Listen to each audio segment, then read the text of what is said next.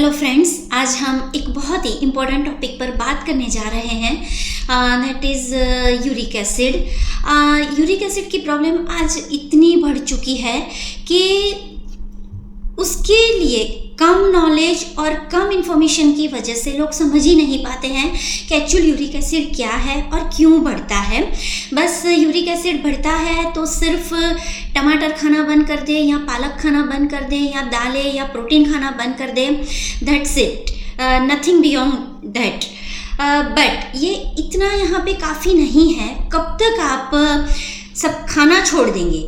और खाना खाकर आप ऐसा तो कितना खाना खा लेते हैं कि उससे यूरिक एसिड बढ़ता है। एक स्मार्ट वे से, एजुकेशन वे से उसको समझने की आज कोशिश करते हैं कि एक्चुअल यूरिक एसिड क्या है, क्यों बढ़ता है, यूरिक एसिड बढ़ने से क्या क्या प्रॉब्लम्स होती है और हमारे डाइट और लाइफस्टाइल में ऐसे छोटे छोटे चेंजेस करके हम उसको कैसे कंट्रोल में ला सकते हैं, कैसे उसको ओवरकम कर सकते हैं।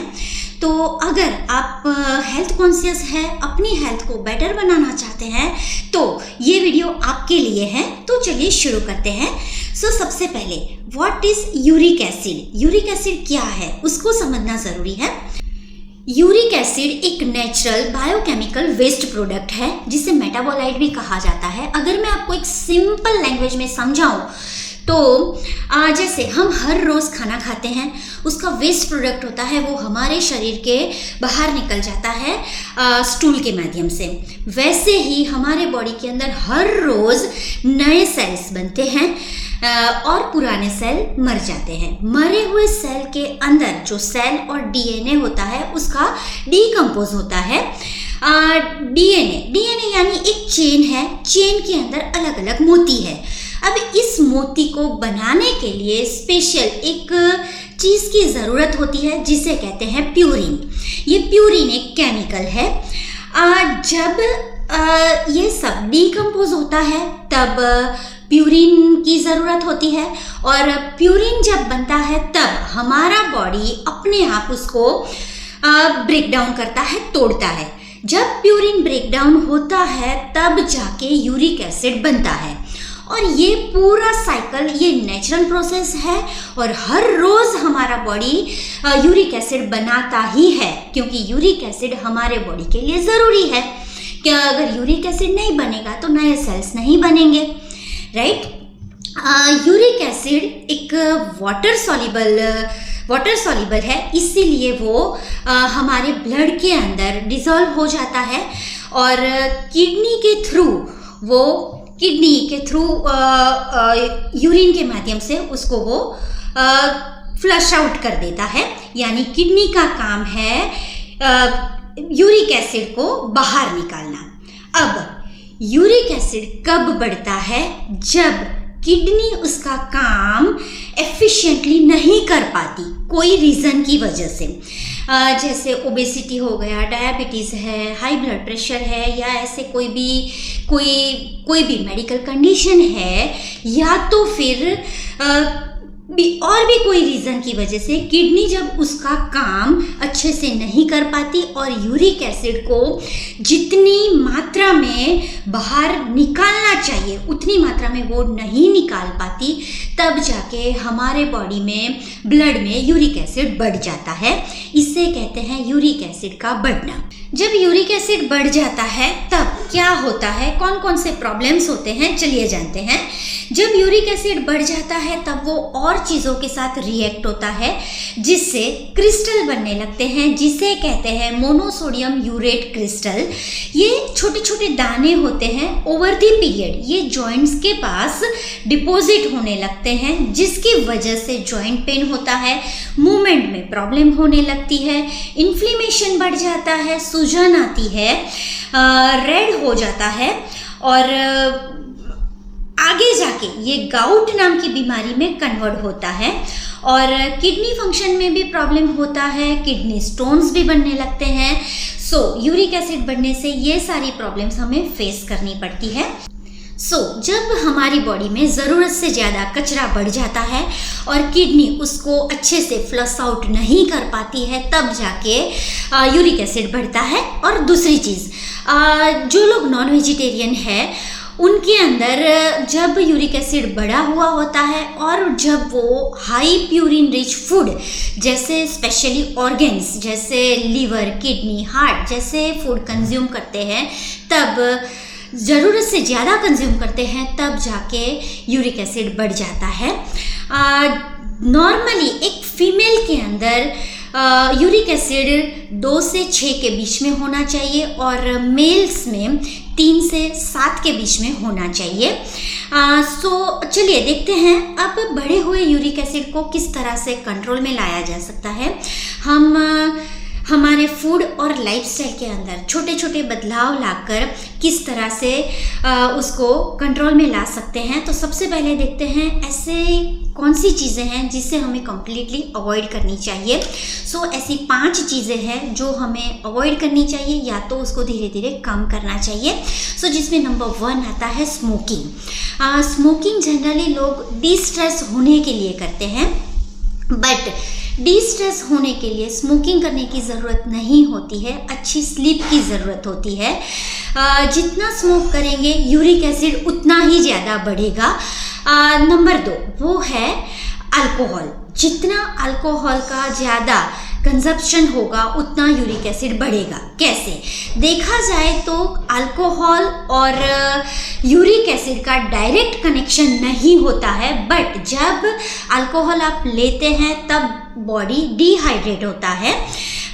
जनरली लोग सोचते हैं कि अल्कोहल लेने से नींद अच्छी आती है या हार्ट अच्छा होता है, स्किन अच्छी होती है। आप जो भी दारू लेते हैं जैसे vodka, wine, whisky, whatever, but ये सारे मिथ है, उससे ऐसा कुछ होता नहीं है। ऊपर से बॉडी डिहाइड्रेट होता है।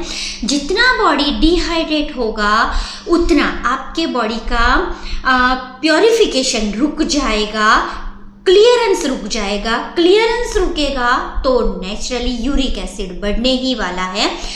इसीलिए हो सके उतना अल्कोहल को अवॉइड करिए या तो कम करने की कोशिश करिए। नंबर 3 वो है सिटिंग। जितना ज़्यादा आप बैठे रहेंगे उतना ही ज़्यादा बॉडी में टॉक्सिन्स बढ़ेगा, क्योंकि जब भी आप बैठे रहते हैं तो हमारी बॉडी के अंदर की सारी सिस्टम भी बैठी रहती है, इसीलिए उसका जो भी प्योरिफिकेशन का काम है अच्छे से नहीं हो पाएगा। इसीलिए हो पाए उतना मूवमेंट करिए। मूवमेंट करने से ऑक्सीजन बढ़ेगा, ऑक्सीजन बढ़ेगा तो उसका जो भी डिटॉक्सिफिकेशन का काम है वो और भी ज़्यादा अच्छे से होगा। नंबर 4 वो है शुगर। हो सके उतना शुगर रिच फूड कम करने की कोशिश करिए, क्योंकि जब हाई शुगर रिच फूड लेते हैं, जो पर्टिकुलर टेट्रा पैक होते हैं, कोल्ड ड्रिंक्स होते हैं, जो बाहर के फ्रूट जूसेस होते हैं, वो जिसमें हाई क्वांटिटी के अंदर फ्रुक्टोज होता है। जितना फ्रुक्टोज बढ़ेगा उतना प्यूरिन बढ़ेगा, जितना प्यूरिन बढ़ेगा उतना यूरिक एसिड बढ़ेगा। इसीलिए जितने भी फ्रुक्टोज रिच फूड है, टेट्रा पैक है, कोल्ड ड्रिंक्स है, फ्रूट जूसेस है, केचप है, इन सारी चीज़ों को अवॉइड कर दीजिए। Number 5 packet food. जितने पैकेट खुलेंगे उतना पेट बढ़ेगा, जितना पेट बढ़ेगा उतना यूरिक एसिड बढ़ेगा। इसीलिए पैकेट फूड से दूर रहिए। जितने पैकेट फूड से दूर रहेंगे उतना जल्दी यूरिक एसिड भी कम होने लगेगा। ये हुई चीज़ें, जो ये 5 चीज़ें आपको कम्प्लीटली अवॉइड करनी है। अब कौन सी ऐसी चीज़ें हैं जो आपको अपनी लाइफस्टाइल में ऐड करनी है, तो चलिए देखते हैं। सबसे पहले जो ऐड करना है वो है वाटर। यूरिक एसिड बढ़ता है, उसमें सबसे ज़रूरी जो है वो है वाटर है, क्योंकि जितना ज़्यादा आप पानी पिएंगे उतना ज़्यादा आपकी किडनी अच्छे से काम करेगी, जितने टॉक्सिन्स हैं उसको फ्लश आउट अच्छे से कर पाएगी। इसीलिए पानी हो सके तो 3 से 4 लीटर पानी रोजाना पिए। अब पानी पीना हम भूल क्यों जाते हैं? क्योंकि पानी हमें दिखता नहीं है, इसीलिए आप जहाँ कहीं पर भी बैठे अपने सामने वाटर बॉटल रखा कीजिए। जब भी पानी सामने दिखेगा तो आप पानी पिएंगे। अब कितना पानी पीते हैं वो भी याद नहीं रहता, तो 1 लीटर का बॉटल अपने सामने रखिए। इस तरह से जितनी बॉटल आप पूरी करेंगे उतना ही आपको समझ में आएगा कि मैंने आज पूरे दिन में इतना लीटर पानी पिया है। तो ये सिंपल बेसिक फंडा मैंने आपको बताया। पानी पिए, किडनी को साफ रखिए, यूरिक एसिड कम होता जाएगा। अब नंबर 2, सीजनल फ्रूट्स। जो मेनली सीजनल फ्रूट जो वाटर रिच होते हैं, विटामिन सी से रिच होते हैं, क्योंकि जितने विटामिन सी से रिलेटेड जितने भी फ्रूट्स खाएंगे वो एंटी इन्फ्लामेटरी फ्रूट्स होते हैं, जो बॉडी में इन्फ्लेमेशन को कम करेगा, यूरिक एसिड कम होगा। इसीलिए सीजनल फ्रूट्स खाइए। पर्टिकुलर बनाना हर रोज खाने का रखिए, जिससे यूरिक एसिड बहुत जल्दी कंट्रोल में आता है। और जितने भी सीजनल फ्रूट है, वाटर रिच फ्रूट है, विटामिन सी रिच फ्रूट्स है, उसको अपने डाइट में ऐड करिए। जैसे ऑरेंजेस हो गए, बेरीज हो गए, स्ट्रॉबेरीज, ब्लूबेरीज, इस तरह से। और हर रोज अपने डाइट में लेमन वाटर को ऐड करिए। लेमन वाटर के अंदर जब पिंच ऑफ रॉक सॉल्ट और हिमालय सॉल्ट डालकर आप पीते हैं, अपने बॉडी डिहाइड्रेट नहीं होता है और विटामिन सी भी मिल जाता है। इसीलिए vitamin C rich food consume करें। नंबर 3, ग्रीन लीफी वेजिटेबल्स को अपनी डाइट में ऐड करें, क्योंकि ग्रीन लीफी वेजिटेबल में क्लोरोफिन्स होता है जो हमारे बॉडी के सारे टॉक्सिन्स को दूर करता है। नंबर 4 वो है फ्रेश वेजिटेबल्स में कहा जाता है पालक मत खाइए, टोमेटोज मत खाइए, कॉलीफ्लावर मत खाइए, बट वेजिटेबल्स पूरी तरीके से कुक करके खाइए। अच्छे से जितना कुक किया होगा उतने वेजिटेबल्स आपके लिए फायदा कारक होंगे। आप टमाटर भी खा पाएंगे, पालक भी खा पाएंगे। नंबर 5 वो है मिल्क और मिल्क प्रोडक्ट, जैसे दही, छाछ। यूरिक एसिड बढ़ता है तो बोलते हैं मिल्क प्रोडक्ट नहीं लेनी चाहिए, बट मिल्क में पर्टिकुलर A2 काउ मिल्क आप ले सकते हैं। और पर्टिकुलर आप दही के अंदर आप रेजिन डाल के खा सकते हैं, क्योंकि यूरिक एसिड जब बढ़ता है तो जनरली B12 भी कम हो जाता है। तो जब दही के अंदर आप रेजिन डाल के खाएंगे तो ये एक प्रोबायोटिक, नेचुरल प्रोबायोटिक भी है और B12 को भी बढ़ाता है। इसीलिए दही रोजाना अपनी डाइट में ऐड करें। छाछ जब भी पीते हैं आपके बॉडी को ये डिहाइड्रेट नहीं होने देता है, तो ये सारी छोटी छोटी चीजें अपनी डाइट में ऐड करें। फिर लेंटिल और पल्सेस को अच्छे से वॉश करके सोक करके उसको अच्छे से कुक करके खाइए, तो आपके बॉडी में प्रोटीन की कमी भी नहीं होगी और प्यूरिन भी नहीं बढ़ेगा। नंबर 6, वॉटेवर, मैं नंबर भूल गई हूँ कि ये कौन से नंबर पे चीज़ ऐड करनी है, बट मोस्ट इम्पॉर्टेंटली कि आप अपनी हर रोज़ डाइट में नट्स एंड सीड्स को ऐड करिए। बेसिकली गलती हम कहाँ पर कर देते हैं कि हम 4 बजे चाय पीते हैं, चाय के साथ हम 2 बिस्किट खा लेते हैं या कोई भी पैकेट फूड खा लेते हैं या फ्राइड फूड खा लेते हैं। जितना हम बिस्किट खाएंगे, पैकेट फूड खाएंगे, फ्रुक्टोज बढ़ेगा, फैट बढ़ेगा, इससे यूरिक एसिड भी बढ़ जाएगा। इसीलिए एक हेल्दी हैबिट को बिल्ड करिए। कैसे? चाय के साथ आप नट्स एंड सीड्स जैसे वॉलनट, आलमंड, कोई भी सीड्स आप खा सकते हैं, पीनट्स को आप खा सकते हैं, चना खा सकते हैं, राइट। इस तरह से फ्रुक्टोज भी नहीं बढ़ेगा, फैट भी नहीं बढ़ेगा और गुड फैट भी मिलेगा और यूरिक एसिड भी कम होगा। उसके साथ साथ हाई फाइबर रिच फूड जैसे होल ग्रेन्स हो गया, फ्रूट्स एंड वेजिटेबल्स हो गया, दालें एंड पल्सेस हो गया, उसको भी किस तरह से खाना है वो मैंने आपको आगे बताया। अपने रोज़ाना डाइट में ऐड करें। इस तरह से आप प्रोटीन भी खा सकते हैं। ये प्रोटीन खाने से कोई प्यूरिन बढ़ता नहीं है। फिर मोस्ट इम्पॉर्टेंटली एक्सरसाइज को आप अपनी डाइट का एक हिस्सा बनाइए। जितनी ज़्यादा आप एक्सरसाइज करेंगे उतना ही ज़्यादा आपका बॉडी क्लियर होगा, डिटॉक्सिफाई अच्छे से होगा। एक्सरसाइज करने के लिए ये ज़रूरी नहीं है कि हम जिम में जाए 1-1 घंटे तक एक्सरसाइज करें तो ही हम एक्सरसाइज कर पाएंगे। बड़े बड़े गोल्स की जगह छोटे छोटे गोल को ऐड करिए। जैसे आपको वॉक करना अच्छा लगता है तो वॉक करिए, आपको रनिंग करना अच्छा लगता है तो रनिंग करिए, स्विमिंग करिए, कोई भी स्पोर्ट्स करिए, डांस करिए, योगा करिए, या तो आप होम वर्कआउट करिए या हफ्ते में 2 दिन स्ट्रेंथ ट्रेनिंग करिए, या तो नॉर्मली आप 30 मिनट्स जब बैठते हैं तो 30 मिनट्स के बाद 3 मिनट्स का वॉक कर लीजिए।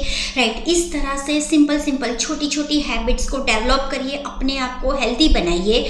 जितना ज़्यादा मूवमेंट होगा उतना बॉडी में ऑक्सीजन बढ़ेगा तो बॉडी पूरा डिटॉक्स होगा, क्लियर होगा, किडनी अच्छे से काम होगी, टॉक्सिन्स फ्लश आउट होंगे, यूरिक एसिड अपने आप ही लो हो जाएगा, इनफैक्ट रिमूव हो जाएगा।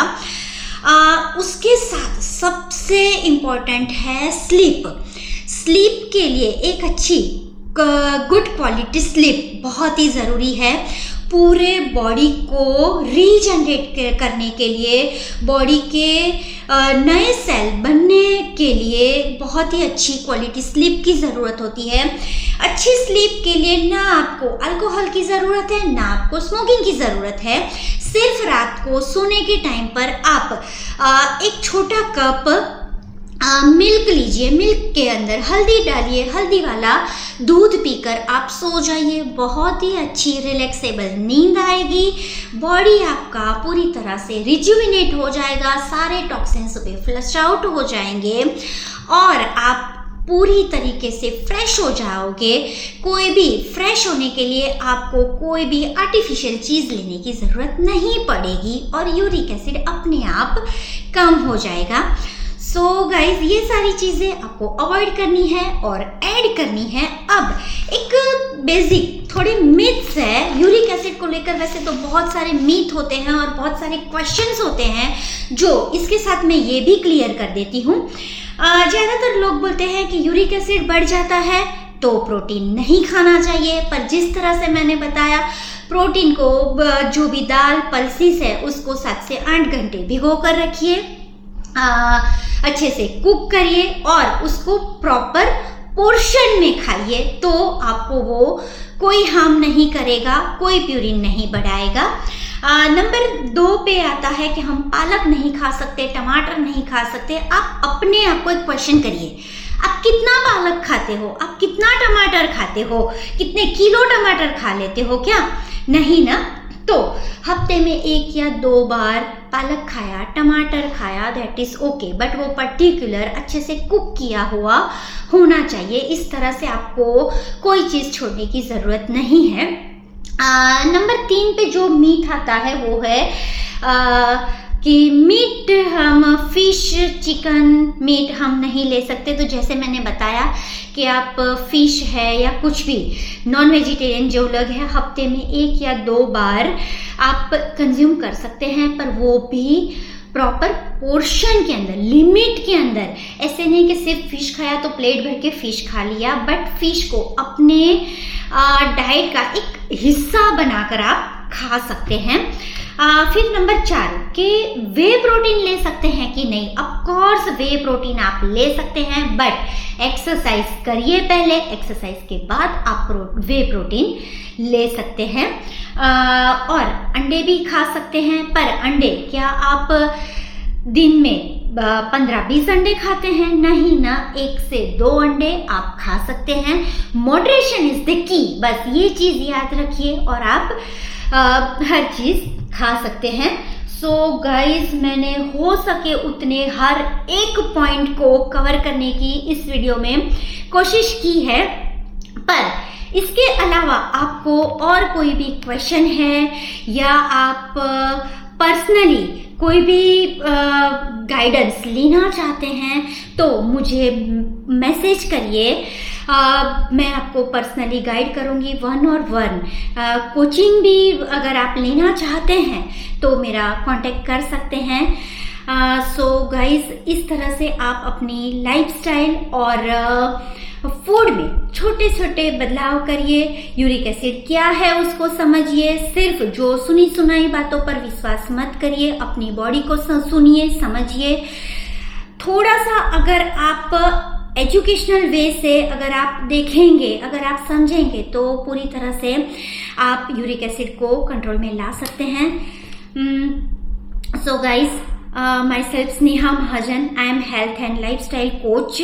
अगर आपको हेल्थ रिलेटेड कोई भी प्रॉब्लम है तो आप मेरा कांटेक्ट कर सकते हैं, इसके लिए मुझे मैसेज कर सकते हैं।